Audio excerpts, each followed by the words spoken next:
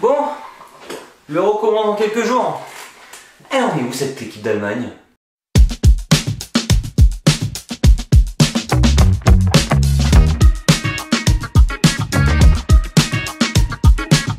Salut à tous, c'est Falk sur votre chaîne dédiée 100% au foot allemand. Et aujourd'hui on va s'intéresser à la Mannschaft. On va voir les enjeux, on va voir la composition, on va voir la dynamique actuelle de l'équipe. Et on va surtout voir, est-ce que cette équipe est prête à quelques jours d'accueillir l'Euro 2024? Non, parce que depuis quelques années, cette équipe d'Allemagne nous a pas vraiment rassurés. On a une coupe du Monde gagnée en 2014, effectivement, mais depuis, pas grand chose. On perd contre les Français en 2016 en demi-finale, logique. Moins logique, c'est ce qui se passe après. Une élimination contre la Corée du Sud en phase de poule de la Coupe du Monde 2018, une élimination contre le Japon en phase de poule en 2021, et on perd en 2020 contre une équipe d'Angleterre vraiment plus forte en huitième de finale à la dernière Coupe d'Europe. Tout ça nous fait dire bon, l'Allemagne est quand même dans une transition assez vénère, hein. Et en plus c'est la première fois qu'elle accueille un événement de cette ampleur depuis la Coupe du Monde 2006. Et cette Coupe du Monde 2006, elle a vraiment marqué les esprits en Allemagne. On avait un Oliver Kahn qui vraiment gueulait sur ses coéquipiers, on avait un Philipp Lahm avec le bras cassé qui jouait un peu partout en défense, qui allait offensivement faire des dingueries, on avait un Miroslav Klose buteur, enfin une équipe de feu et qui mouillait le maillot. Et cet aspect-là, ça fait quand même quelques temps qu'on l'a plus trop. Alors aucun doute que l'ambiance sera top en Allemagne encore cette année, hein. Mais bon, l'équipe d'Allemagne, mouiller le maillot comme en 2006, on l'a beaucoup moins vu ces derniers temps. Le dernier fait d'armes de l'équipe d'Allemagne, c'est quand même s'être fait connaître plus pour avoir mis une main sur la bouche lors de la dernière Coupe du Monde. Et donc la question qu'on peut se poser, c'est est-ce que les résultats vont suivre? Alors, si on laisse la Nation League de côté, hein, franchement je pense pas que ce soit très pertinent d'en parler actuellement, surtout les dynamiques, on va plus se concentrer sur ce qui s'est passé récemment. Donc l'Allemagne a quand même battu deux grosses nations, la France et les Pays-Bas, et donc là récemment il y a eu des matchs amicaux. D'abord 0-0 contre l'Ukraine. Je vais pas discréditer l'Ukraine, une équipe avec des jeunes joueurs très prometteurs, hein, on pense à Modric, mais 0-0 c'est pas un résultat que t'attends à quelques jours de l'Euro. Oui, ils étaient dominants de A à Z, aucun problème, et l'Ukraine, hein, ça joue avec un bus derrière. Pas de souci. Mais il y a toujours un souci qu'on retrouve régulièrement en Allemagne depuis quelques années, c'est l'offensif. On a des jeunes joueurs et des joueurs de talent en attaque, mais on n'arrive pas à marquer. Ce qui fait que le score affiche 0-0, le match n'était pas spécialement passionnant, hein, mais une domination qui n'amène à rien. Et ça, faudra faire attention, parce que beaucoup d'équipes, même dans leur poule, vont faire la même chose que l'Ukraine. Donc il faudra commencer à trouver des ouvertures pour essayer de marquer. Le foot, ça reste quand même un sport où on est censé marquer plus que son adversaire. Bon, et la Grèce, 2-1, ok, mais là encore, des choses pas très rassurantes. L'Allemagne gagne 2-1, mais se prend le premier but. Et ça, c'est un problème récurrent. On l'a bien vu à la dernière Coupe du Monde, l'Allemagne n'arrive pas à jouer à 0, sauf contre l'Ukraine. Et surtout, ce premier but, ils ne doivent jamais le prendre. C'est un problème récurrent qu'on a avec cette équipe d'Allemagne. Ils sont indisciplinés en défense. Il y a toujours un moment où la concentration baisse et où l'attaque adverse va réussir à marquer. Bon, l'Allemagne a quand même gagné ce match, a été dominant. Mais ils ont gagné grâce à un but stratosphérique à la toute fin du match. Alors, effectivement, un match ça se joue 90 minutes et le temps additionnel. Mais ce serait bien quand même de mettre le couvercle un peu plus tôt dans les matchs pour l'Euro. Alors effectivement, Nagelsmann, ça fait pas très longtemps qu'il est là. Il doit encore trouver une certaine alchimie entre l'équipe. Les plans de jeu doivent être bien assimilés par tout le monde, c'est pas quelque chose de facile à faire. Surtout qu'on a beaucoup de nouvelles têtes ou de très jeunes joueurs en équipe d'Allemagne. On pense évidemment à Wirtz et Musiala qui sont sûrement les deux grandes stars montantes du foot allemand et qui seront le futur de cette équipe d'Allemagne. Mais on peut voir aussi un Pavlovic par exemple qui a été appelé récemment pour remplacer Goretzka au sein de l'équipe, qui est quand même très jeune et qui a aussi un sacré potentiel à développer. Au-delà des jeunes joueurs, tous les nouveaux joueurs qui sont venus par exemple de Leverkusen ou de Stuttgart, qui ont fait des saisons stratosphériques avec leurs équipes. On parle quand même de deux clubs qui sont arrivés premier et deuxième de Bundesliga devant le Bayern, et des joueurs allemands qui ont explosé cette saison. On a Mittelstädt, on a Undav, on a Tah, on a Andrich, on a plein de joueurs qui viennent de ces équipes-là, et ces joueurs n'ont pas connu beaucoup de sélections en équipe d'Allemagne.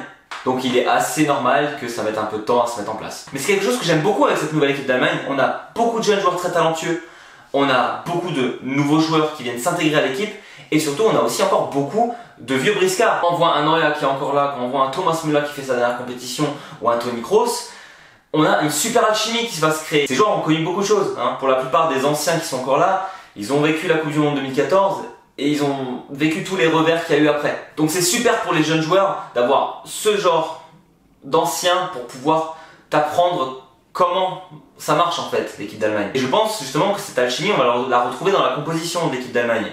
Il ne devrait pas y avoir trop de surprises pendant l'Euro, hein, concrètement. Nagelsmann devrait remettre plus ou moins l'équipe qui a joué contre la Grèce. Donc là, on est sur le gros débat actuellement en Allemagne, hein. Ça fait encore jaser beaucoup de journaux. Qui de Neuer ou de Ter Stegen jouera cette Coupe d'Europe en tant que titulaire? En tout cas, ce ne sera pas Nubel, vu qu'il a été remercié. Moi, personnellement, je pense que c'est Manuel Neuer qui restera dans les buts. Après, est-ce que c'est mérité ou pas? C'est vrai que Ter Stegen fait quand même des sacrées saisons avec Barcelone depuis quelques temps. Mais bon, Neuer sur 2 jambes, ça reste un des meilleurs gardiens au monde. Puis même si Gundogan a pris le brassard de capitaine, Neuer, ça reste quand même un pilier qui a tout vécu avec l'équipe d'Allemagne. Et Nagelsmann connaît bien Neuer, vu que c'était son coach pendant quelques temps. Donc on aurait Neuer dans les buts. Je pense qu'au niveau des défenseurs latéraux, pas trop de surprises. Kimmich à droite, c'est ce qu'on a de mieux et c'est peut-être ce qu'on a uniquement en équipe d'Allemagne actuellement. Et Mittelstädt a montré de très très belles choses à gauche. Alors effectivement, on aura un David Raum qui pourrait prendre cette place en fonction des match-ups, mais je pense quand même que Mittelstädt sera le titulaire de l'équipe d'Allemagne pendant l'Euro. Je pense qu'il y a vraiment débat en défense centrale. Alors, clairement, Rudiger, titulaire indiscutable, là on est d'accord. C'est un joueur que je n'aimais absolument pas lorsqu'il était à Chelsea, et depuis qu'il est au Real, il a vraiment progressé, et je pense que c'est vraiment le pilier de cette défense allemande. Et pour cet autre poste de défense centrale, ça se joue vraiment d'un côté entre Schlotterbeck et de l'autre de Taha. Alors sur la saison, clairement je le donne à Taha. Mais il a encore pas mal de boulettes en équipe d'Allemagne à son actif. Et je pense sincèrement que Taha sera le titulaire. Mais pareil que pour Mittelstädt, en fonction des adversaires en face, il pourra s'adapter entre Schlotterbeck qui est un peu plus agressif et Taha. Une pensée aussi à Mats Hummels qui n'a pas été pris.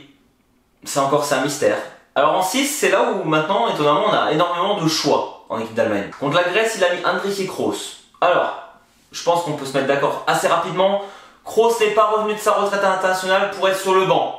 Kroos jouera. Et vu la saison de Kroos et vu sa Ligue des Champions, Kroos jouera. C'est indiscutable. Pareil, Andrich, très grosse saison, mais jusqu'à la titulaire directement à l'Euro, je suis moyennement convaincu. Alors Gundogan a joué 10 contre la Grèce, et je pense sincèrement qu'il peut tout simplement retourner à son poste d'origine, qui est le poste 6. Et donc on aurait une doublette Gundogan-Kroos, ce qui me semble quand même très fort. Bonne chance pour passer ça. Sachant qu'on a encore Andrich et Pavlovic sur le banc pour faire des ravages en cas de problème. Pareil, Goretzka, on pense à toi. Et là on arrive à l'attaque. Alors ce qu'a fait Nagelsmann contre la Grèce, c'était de mettre Musiala à droite, Wirtz à gauche, Gundogan en 10 et Havertz en pointe. Franchement, Sané à droite, Musiala en 10, Wirtz à gauche. Avec la vitesse d'exécution de ces trois-là, je ne vois pas quelle défense en Europe actuellement peut les stopper. En tout cas au niveau de la vitesse. Et là on arrive au joueur de pointe, Nagelsmann l'a annoncé, il mettra Havertz titulaire. Alors évidemment je suis un grand fan de Füllkrug, j'aurais beaucoup aimé qu'il soit titulaire, mais clairement Havertz avec cette vitesse d'exécution dont on parlait avec Musiala, Wirtz et Sané, la vitesse Havertz ne lui pose pas de problème. Le problème de Havertz c'est la finition. Il faudra donc qu'il reste vraiment concentré lors de sa dernière Euro parce que la finition c'est un peu ce qui nous a fait tort lors du dernier mondial. Et je pense clairement que Füllkrug rentrera souvent sur le terrain. Quand Havertz aura bien fatigué les défenses adverses, Füllkrug qui viendra et il mettra un peu plus de physique pour bloquer les défenseurs. Et puis même lui est le premier défenseur d'équipe d'Allemagne quand il est sur le terrain, clairement. Donc il amènera de la percussion, il pourra éventuellement mettre un ou deux buts, espérons, lorsque les défenseurs adverses seront bien fatigués. Et rien ne nous empêche de penser que Nagelsmann nous réserve quelques surprises. C'est un entraîneur qui sait s'adapter, c'est un entraîneur qui aime faire jouer ses jeunes. Alors même s'il s'agit là de l'Euro et donc la lumière va être peut-être un peu forte, je pense que on ne sait pas un joueur qui peut exploser pendant cet Euro et qui sera peut-être le chouchou des supporters à ce moment-là. Et clairement l'Allemagne n'a pas la phase de poule la plus difficile. Alors on a des grandes équipes, on a la Suisse, on a l'Écosse, on a la Hongrie, ces équipes sont capables de faire des choses. Mais l'Allemagne reste quand même favori. Alors effectivement, on va pas commencer à prendre de haut la Hongrie par exemple, qui est sur le papier une des équipes les plus faibles de ce groupe. Ils nous ont quand même bien fait chier lors de la dernière Euro, et pourtant ils étaient avec le Portugal, la France et l'Allemagne dans le groupe. Et ils ont quand même fait 2 matchs nuls sur ces 3 matchs. L'Écosse pareil, on sait ils sont capables de tout, clairement, et du meilleur comme du pire. Et la Suisse, c'est la Suisse. La France a de mauvais souvenirs. Typiquement l'équipe qui est capable de jouer des matchs nuls contre n'importe quelle équipe au monde. Que ça soit le Brésil, l'Allemagne ou Saint-Marin. J'abuse peut-être un peu. Mais surtout on a un Zoma qui a fait une saison exceptionnelle à l'Inter. Xhaka qui est de retour en pleine forme. Voilà, donc on a encore des joueurs qui sont capables, et on le sait. Et il s'agit là aussi d'une équipe super physique, qui va te marcher sur les pieds pendant 90 minutes, ça c'est sûr. Mais là où la chance sourit aux Allemands, c'est que finalement ça part un peu crescendo au niveau des matchs. L'Allemagne va commencer à jouer contre l'Écosse, c'est le premier match vendredi soir, qui est pour moi l'équipe la plus faible des trois, je le dis. Ensuite elle jouera la Hongrie, et ensuite elle jouera la Suisse. Et si tout se passe bien d'ici là, l'Allemagne a déjà fait le taf contre l'Écosse et la Hongrie, donc la Suisse on peut l'aborder plus sereinement. Sans oublier qu'il y a aussi beaucoup de 3e place qui continuent en 8e. Comme ça le groupe se met en confiance pour la suite de l'Euro et leurs futurs adversaires. Si je devais mouiller, je dirais victoire contre l'Écosse 3-1. Pourquoi le 1? Parce que l'Allemagne est toujours capable de faire une bourde défensive. Et 3 buts parce que la défense de l'Écosse ne m'a pas impressionné ces derniers matchs. Une victoire contre la Hongrie, alors match très difficile, les Hongrois ils vont leur marcher dessus, ils vont être agressifs sur le ballon, 2-1. Et le 1 pour la même raison que contre l'Écosse. Malheureusement, je dirais le seul match nul de cette phase de poule, Allemagne-Suisse, ou 1-1, 2-2. En tout cas, je vois les équipes marquées, ça c'est sûr. Pour conclure, on peut dire que l'Allemagne est vraiment sous pression. C'est la première fois qu'ils accueillent une compétition de cette ampleur dans leur pays depuis la Coupe du Monde 2006. Alors personnellement, je suis quand même très confiant. Nagelsmann a réussi à créer un groupe avec des jeunes très talentueux et des anciens très expérimentés. Et donc tout ça mélangé, ça peut que créer du bon, normalement. C'est tout pour moi. Très hype de suivre cette Coupe d'Europe 2024. La Coupe d'Europe, généralement, c'est quand même une compétition où on a un très très haut niveau de jeu et ça, j'ai hâte. Le fait que ce soit en Allemagne, je trouve ça encore mieux, l'ambiance va être folle. Et je pense sincèrement que l'Allemagne est capable de faire quelque chose. Évidemment, je vais suivre cette équipe d'Allemagne à fond et vous faire des actualités assez régulières sur l'avancement de la compétition. Et on n'oubliera pas de soutenir l'équipe de France également, en espérant que ces deux équipes se rencontrent le plus tardivement possible. Sur ce, je vous dis à très bientôt et c'est à vos.